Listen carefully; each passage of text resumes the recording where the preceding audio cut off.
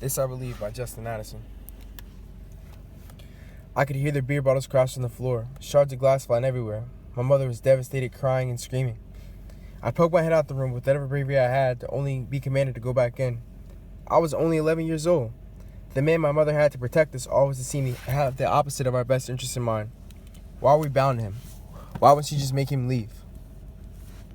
Some nights I could hear the slap of his hand against her face and body. The painful shriek my mother would let out only ate away at my soul. I knew I had to do something. What could I do, though? I was small. I wasn't supposed to talk back or interfere. Worst of all, I was just scared. I knew there'd be marks like to come on me as they did before for my disobedience. How could I be expected to just sit, listen, and watch as my own mother trembled to the ground to the point of exhaustion and raw pain yet another night? With each night came another day of courage and anger for me. I was still young, but I knew it had to be the one to step in eventually. For my birthday that year, my mom actually got me a custom Louisville Slugger bat with my name on it. I took that back to every practice and game and did amazing things with it. That bat gave me the advantage when I needed it in my own personal life. One night, I sat down on my bed crying. I could hear that recognizable scream of pain from my mom. So I got my bat and ran out to put an end to it all. As I ran closer, he became bigger. I wanted to swing, knocking him out for good, but I just couldn't. Instead, I stayed there trying to be as tough as I could. Just leave, I demanded over and over again. He laughed and reached to take the bat out of my hand. The more I struggled to hold on, I could feel his cold ring and huge hand bending and twisting my wrist. I used every bit of grit I had to hold on, but it wasn't enough. My mother noticed me in pain. She stepped in to help me break free. As we twisted and turned, that bat broke free from my hands, transitioning into his with one swift swing through the air, and I heard a bang. My mother had been hit clean in the head and fell to the ground. I was the only one there to protect her, and I failed.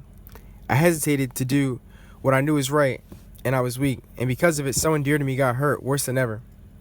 That very same instrument that brought me sanctity and comfort was now the tool of my demise.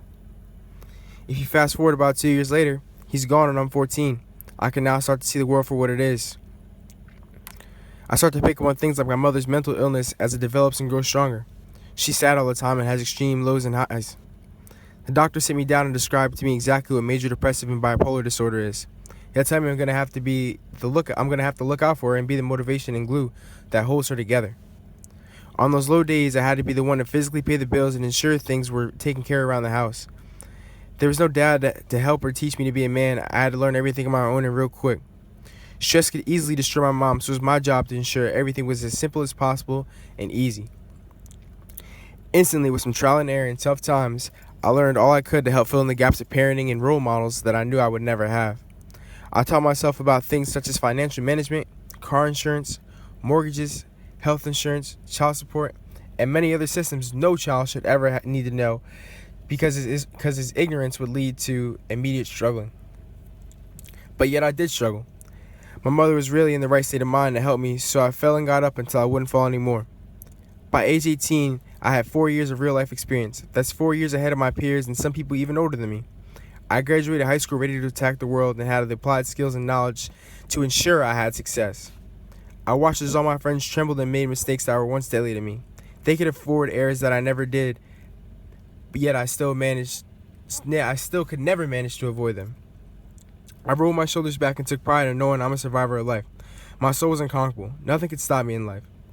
There was almost no situation I hadn't experienced or couldn't beat. If there ever was a problem, I knew I was smart enough to eventually learn how to solve it.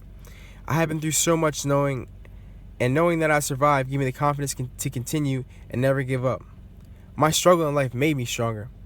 I begged God to make it stop every single night. I wonder why my prayers seemed to always go unanswered. I look back now with a smile on my face, and I'm appreciative of the hardship I went through. I'm now a better person because of each one of those experiences.